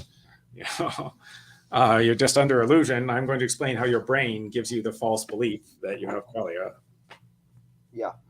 Okay, so the next question, one person asks, how did this get on my homepage? I'm not sure. I mean, I think that must be your doing, Matthew. Yeah. So this person asks, does Huemer think consciousness is a sharp property? Skip the question if he answered this earlier. What's a sharp property? I think it's a property about which there are like precise things to be said. So it seems like I don't know, it seems like there's a precise fact about whether or not something exists. It either does or doesn't. It seems like there isn't there are borderline cases of degrees where of existence. sort of There might be degrees of existence. Anyway, but yeah, okay. So yeah, are there borderline cases of consciousness? I mean, I think there are degrees of consciousness, I guess. You can be more or less aware. So, think about as you're drifting off to sleep, like maybe your degree of consciousness is going down. But, there are some things that have zero consciousness, and then there are things that have greater than zero consciousness. And so, like, in some sense, it's sharp. There's a distinction between having some and having none. But once you have consciousness, you can have more or less of it, I think. Yeah. One question. So Alistair Norcross has his like scalar utilitarianism, which says that like rightness and wrongness come in degrees. Do you agree with that? I mean, certainly you're not a scalar utilitarian, but are you like, do you think that rightness and wrongness and goodness and badness such like come in degrees? Yeah, I mean, I guess I believe in the property of permissibility that Alistair does not believe in. So like an action is permissible or impermissible. However, among impermissible actions, some are worse than others, right? Like some are more wrong than others, right? So, and why I think that? Well, like, this explains some of our intuitions. Like, if somebody commits a murder, okay, that's very wrong, but double parking, that's slightly wrong, whatever. And so that's why the murderer gets a bigger punishment, because he has more negative desert because he did something more wrong, right? Like, that seems right. Neil Sinababu has a paper arguing for this, and it has a very clever title. The title is Scalar Utilitarianism, the Right Way, where it argues that rightness and wrongness come in degrees. I see, yeah. So Oscar asks, also, are non-vegan people usually against fishing and hunting, where it is 1 for 1? Wait, what did he mean by 1 for 1? Like, I have no idea. It probably was a reference to something we said earlier in the conversation. Okay. Are non-vegan people usually against fishing and hunting? So yeah. So like, I would think most vegans are against fishing and hunting. Although I would say like fishing and hunting are a lot less bad than factory farming. So like it is coherent to think that one of them, like fishing is okay, but factory farming is not. I think it's not at all clear whether fishing and hunting are immoral. Like, I don't know. I mean, in the case of hunting, like, the animal will die a death probably from being eaten or starving if you don't kill it. Like, I don't know. It seems to raise lots of complicated questions. But no. What do you think?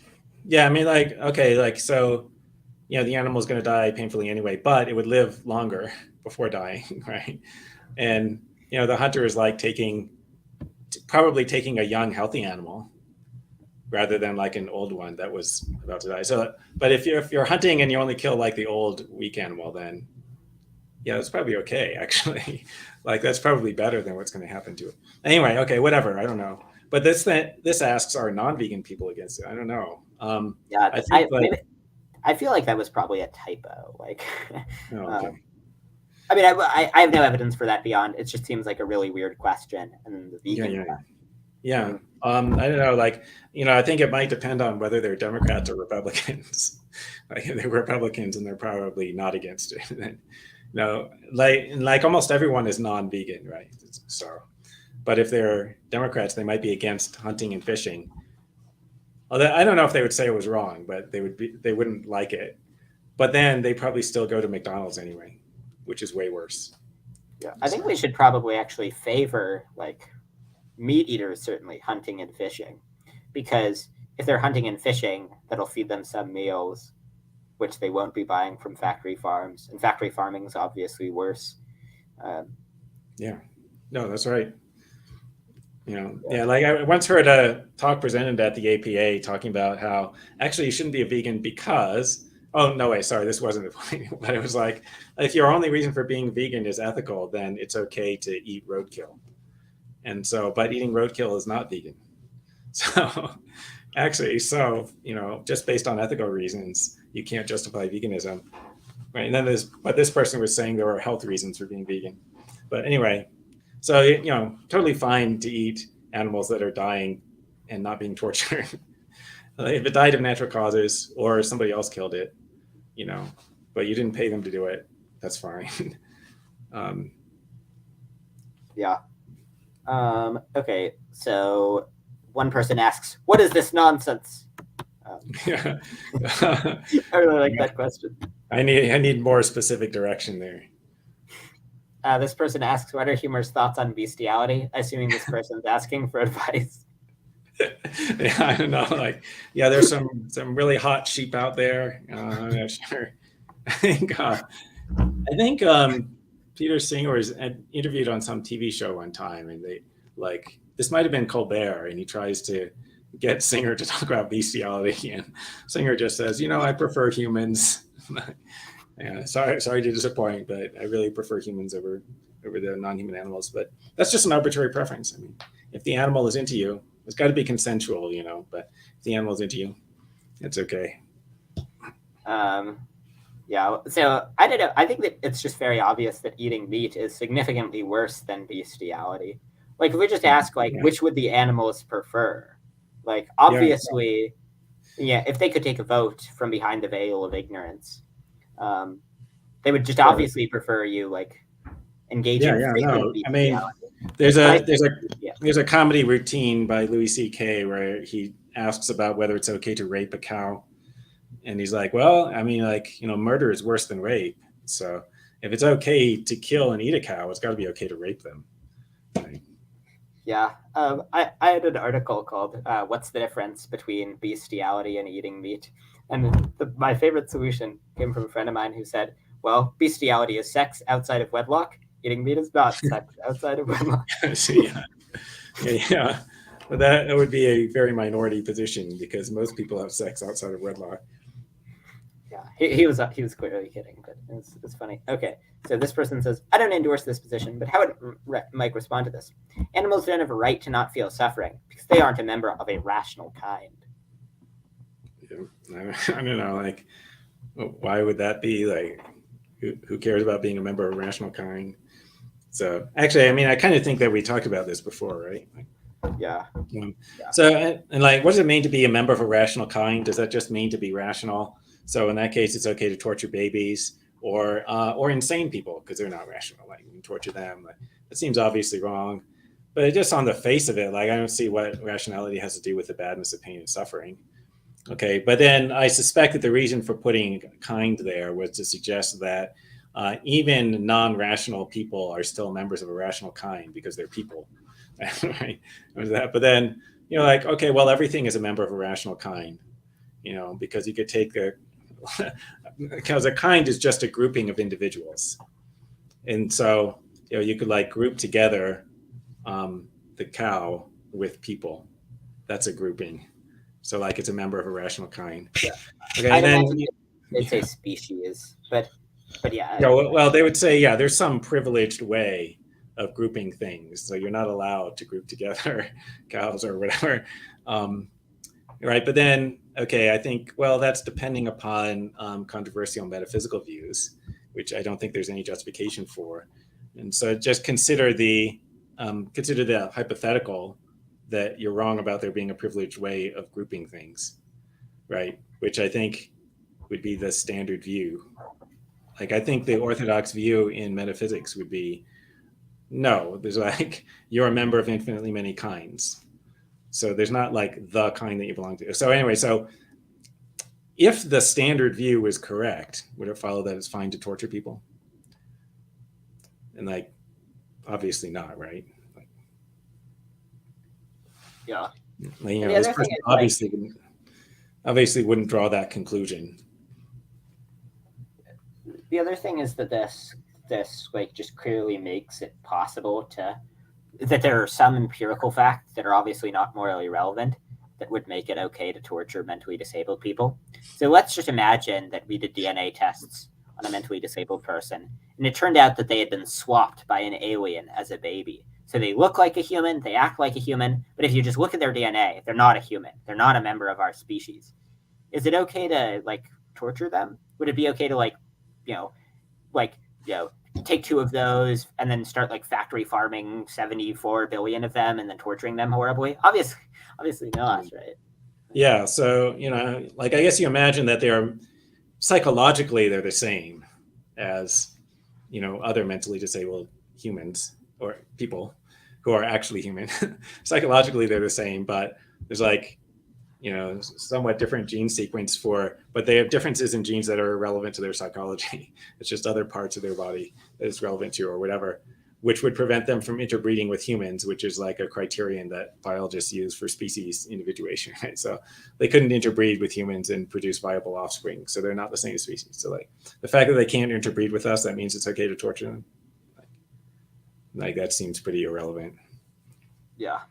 Okay, this person asks, does Huemer believe in reincarnation for farm animals?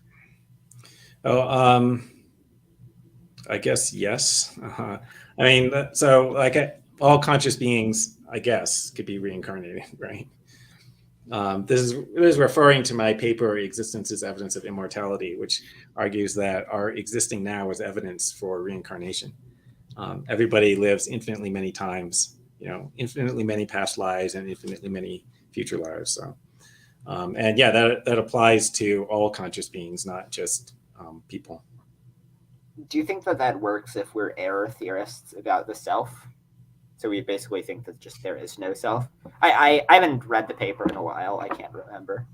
So, I mean, I assume the answer is no, but like error. The no self view is one of these things I find incoherent. Like I just have no idea what they're saying. Like, the self is an illusion. Okay, so who's suffering from the illusion? What do you mean by the self? So like I think of the self as just being the thing that has the mental states. Right? So, they're sometimes known as souls, right? There are mental states, and those are modifications of something. We call that the soul. So if you say there's no soul, there's just the mental states. Okay, I just think that's incoherent. That's like saying there are properties, but nothing has the properties. So, I just think that's impossible. Okay, but it might be that the no self people have a different conception of the self. Like it might be that they have a much richer view of what a self is, in which case it's possible that it's an illusion.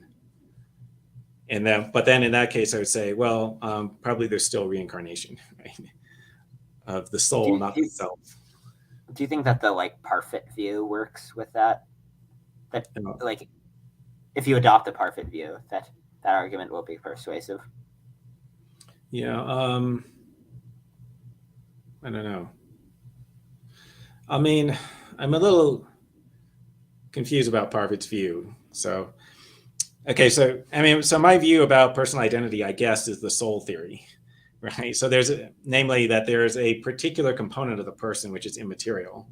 That thing is also the thing that mental states are modifications of. Right? Mental states are states of this non-material thing, sometimes called the mind or the soul or the consciousness or whatever. Okay, and so if you have the same mind, then you have the same person. Okay, now, I think that Parfit developed his view kind of assuming that there wasn't such a thing, right? Well, I think Parfit, he has various arguments against the idea of a soul. So, like various spectrum arguments.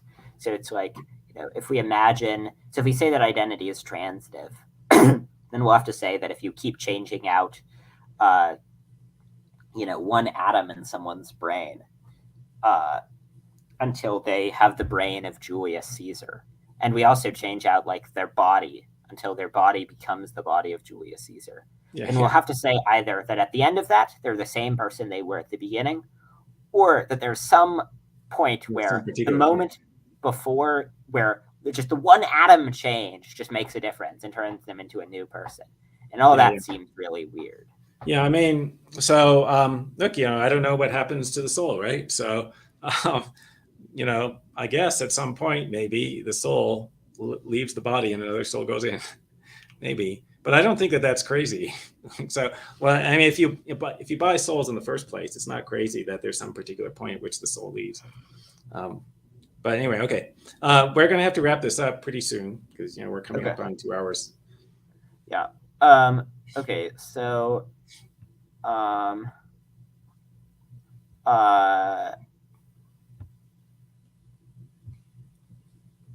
well, another person asked what your thoughts on bestiality were. Or no, maybe this is the same person again.